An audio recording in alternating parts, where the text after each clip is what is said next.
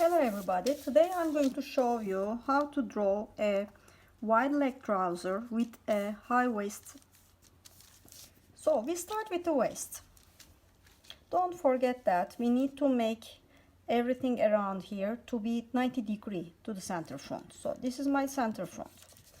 Here, according to the placement of it, like maybe I want something like this and something really wide. When I line them up, I know that this is 90 degree. Here is the important thing. All the normal waist and high waist garments are having a rectangular waistband. So it is not, if it is shaped, you will see that it is always low waist or it is very high waist. Still this line always straight, but here this is curvy. After that, you have to make this line to be rectangular. And yeah, it is okay to go a little bit further. But when you reach here, it needs to be 90 degree angle here and here. Then, of course, you need to separate the legs. So you need this one because it's a cut. And I mark it. But after that, I'm going to make a little bit of funny item, which is going to be something completely fitted here. First I'm doing completely freehand. But don't forget about the dynamics of the leg. If I will use this one, this will be my center line. So I make it like a guideline. So that when I make it like that, I make another guideline. I know that my wide leg should be starting from the correct placement. You cannot measure like this. The best idea is to make it the guideline from the center and then make a 90 degree angle and then how you want it. Here I think I'm going to make a very exaggerated one. Now this is the important part. If you make it like this, this is not correct. How much, like maybe I'm going to make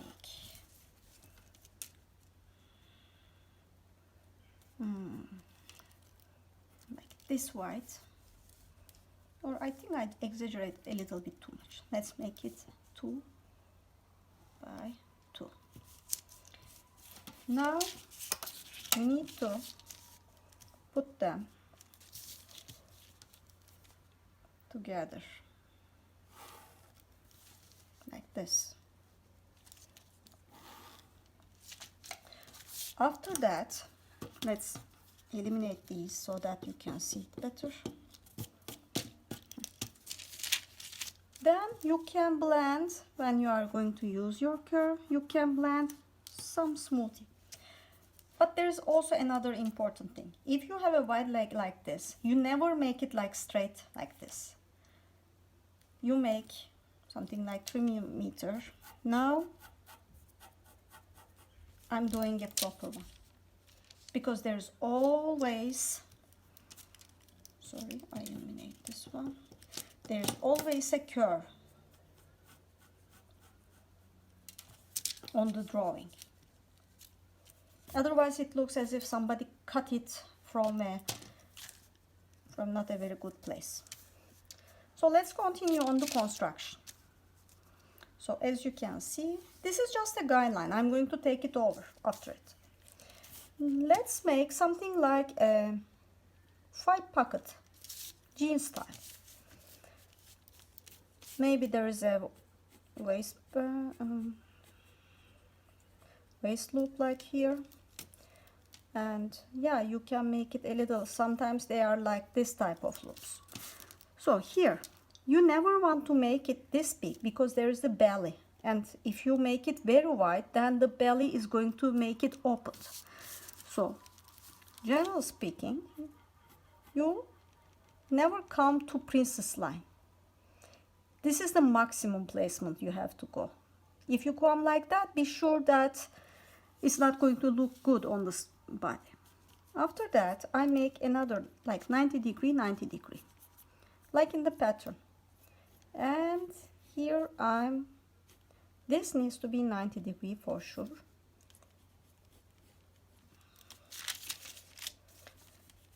This is a little bit too big. You will realize that they are never too big. They are enough to hold some part of the hands. I think I want something very small. This is not going to be a very functional one maybe. And then I'm going to make the small pocket inside here. If you put it like this is going to be rivets. Here, about the opening system. In women's wear and in men's wear, the opening direction is different. But in women's wear, we are doing both sides, no problem. But for men's wear, you have to be extra careful about it. So here now, for example, if you want to do something like that, the best way is always to make a line first and to decide, and then come and go, come and go, come and go. The division between the top stitches should be equal. And don't forget about one thing. If there is, I will show it here. So here you have a hemline. If you want to have a blind stitching, first make a parallel line, then make measurements like rare, like this. This is called a blind stitch. You just take one thread with your hand and the hemline looks chic and it's not going to be obvious from far. But if I want to do top stitches, I have to make them like this. And you will see that, generally speaking, for white legs like this, you don't do it from 1 centimeter. It's generally like 3 centimeter. If it is a double stitch, then you make it like that. After that, what will happen?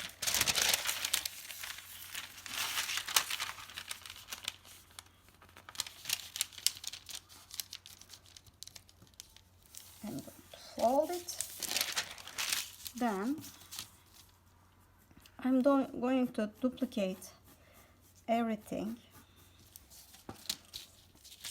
of course, with my rulers.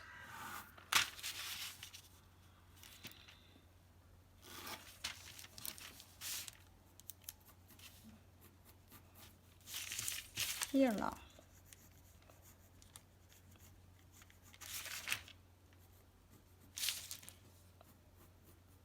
When you come to this point, it will be best if you take your time and make everything with rulers. Don't forget about whatever you are going to do, you have to trace everything. Now my problem is where I'm going to make the opening. I'm going to make very normal one. You can make a little bit like a degree. Here, if there is something that is not visible, maybe like a pant hook, what you do? You just, according to the shape of it, of course, like, or a snap, you can, it will be best if I show it like here. Okay. This will be the way. But I will prefer to make it a little bit more exaggerated. This means when you make it with dots, it is something like an invisible thing. Okay. For the back, we are tracing everything here, and to make a guideline like that will be good, because don't forget about the levels. Here I make all the levels like 3 centimeter, and I make a 90 degree long line here so that I can just reflect everything in a very good way. So here now, this time there is no opening system, and here I'm going to show you how to make some different thing. You are going to trace everything, but maybe there is something like a dart. Generally, you will see that according to the style of the pant, you will have some, either a yoke or some darts or something like you can see here, like with the levels. Of course, be careful, put it again, and don't forget about your center back placement. Here maybe you want to do something like a long belt pocket. Here I'm going to make some little angle so that it, oh no, I decide to make it single belt. If you make with an angle like that, it's going to look straighter on the body because of the natural style of it. Sometimes we have some button underneath. If you want to have some loops, you can divide it like that, and the rest will be completely the same way. Here, that's why the guidelines are very important. But if I have something like that, this is a no-no. It should be completely smooth and nicely blended way, because on the stitching you need a continuous row. That's why we are doing it always softly blending it, and the front and the back are the same. What if there was an iron crease? Here I will show also an iron crease here. So you know what is an iron crease, right? Iron crease is the one in the front. It looks like this. From the half of the pant, so you can actually make it like this, calculate it, and then you aim here, but you finish before you go there. Generally speaking, it will be a good idea to make it like that, because generally there is also a dart there, and then make a gap in between. After that, the hemline is the important one. This time, wherever you finish, it needs to come with a sharp angle. And if there is some line, maybe let's make a double folded iron crease, make it bigger, like this and this, and you make a little bit bigger on the top, so that it looks like this. But what is important in this type of garments is, now this is the back. You will see that there's an extra piece here, extra tissue here.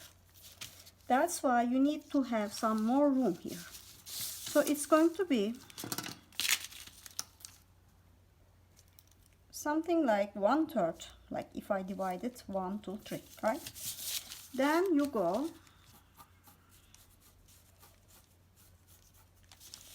and,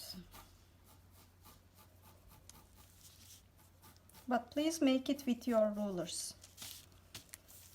Here I come to the half of it, then I have to go, not start from here. I repeat, I come from this direction to this direction, and I will end without finishing here. This is a good way about using the iron crease. So in one pant I showed you a lot of things. I hope you enjoyed. Thank you.